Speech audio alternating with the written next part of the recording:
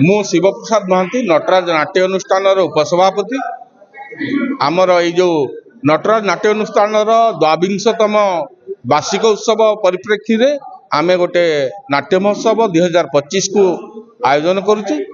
प्रथम दिन रे नटराज तार 13 तारीख 13 फेब्रुआरी रे नटराज तार नाटक एठी सब भूल परिवेषण करिवो। 14 तारीख रे राउरकेलार रंगमंच नाट्य संस्था तार नाटक जीवन जेमिति परिवेषण करिवो। 15 तारीख दिन बालेश्वर नायिका नाट्य संस्था तार नाटक लक्ष्मण रेखा परिवेषण करिवो एवं शेष दिन रे भुवनेश्वर मनन नाट्य संस्था तार आस्था नाटक परिवेषण करिवो।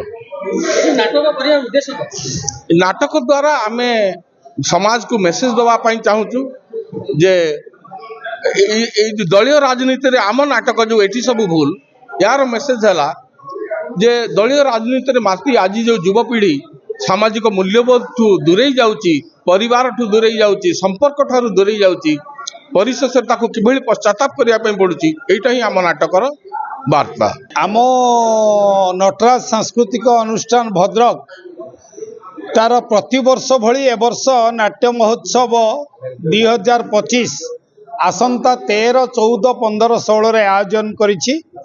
सेही महोत्सव को सफल करिबा पई सांबादिक बंधु मानकर साहाय्य सहयोग एकांत आवश्यकता अनुभव करी आज सांबादिक सम्मेलन आमे आह्वान करिछु। आम समस्तंकर अनुरोध रखी भद्रखर सांबादिक बंधु माने जो भली भाबरे आमको समर्थन देइछंती, सहयोगर हाथ बढ़ाइछंती, समस्ते आसिक आज उपस्थित होइछंती, सेमानंकु मु से दृष्टिकोण अनेक अनेक कृतज्ञता जनाऊँगी, साधुवाद जनाऊँगी।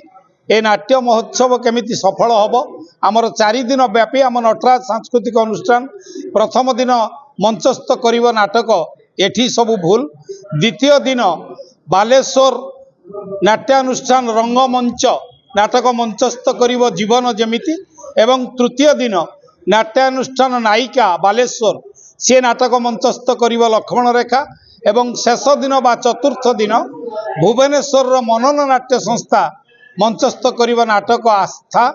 यही 4टी जाक नाटक वर्तमान ओडिशा स्तर रे राज्य स्तर रे विभिन्न जगार मंचस्थ होई बेस सुनाम अर्जन करिछि। सेही भली नाटक को आमर एठी परिवेषण करा जिवो। भद्रखर दर्शक माननकु नाट्य परंपरा प्रति आकर्षित कराइबा पई एही प्रकार उद्यम लेइछु। सांबादिक बंधु मानकर साहाय्य सहयोग एकांत भाव अपरिहार्य, सेथिपई आज आमे सांबादिक सम्मेलन देखा।